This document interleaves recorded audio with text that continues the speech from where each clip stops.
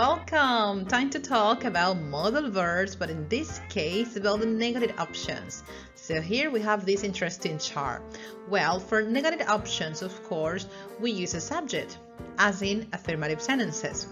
But for the negative options, you need to use the correct auxiliary. In this case, done or doesn't.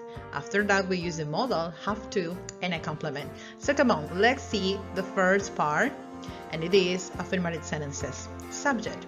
Could you see? We can use a pronoun or a noun. For example, I, you, we, they, he, she, it. It's up to you. But if you use I, you, we, they, please use the correct form. Have to. I have to do homework. You have to go to Mexico. They've got to study tonight. Oh, right. We have to study tonight. But for he, she, it, we use has to, right? He has to do the laundry. She has to be ready. It has to do it tomorrow. All right? So, has to. Remember when to use have to and when to use has to. Well, so we have the subject, the modal verb have to or has to, and finally a complement. Now let's go to the negative options. For the negative options, first of all, we use the subject. Of course, one more time, you have a pronoun, I, you, we, he, she, it, or you can use a noun.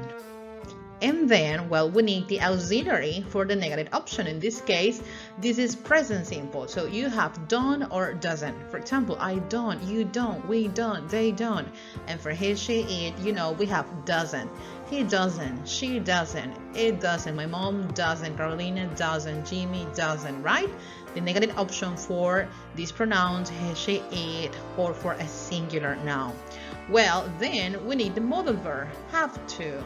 I don't have to, you don't have to, they don't have to, she doesn't have to, he doesn't have to, it doesn't have to, right? Could you see have to is the same for all. We only change the auxiliary.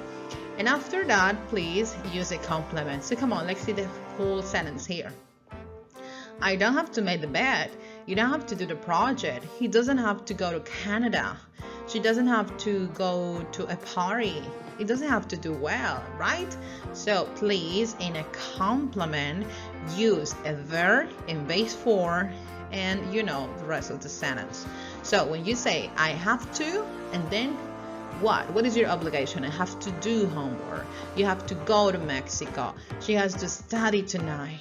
And if it is not an obligation, well, we say don't have to or doesn't have to. I don't have to what? I don't have to make the bed. She doesn't have to go to Canada. We don't have to have a party, right? So after have to, please put the obligation, say your obligation. This activity you have to do or you don't have to do.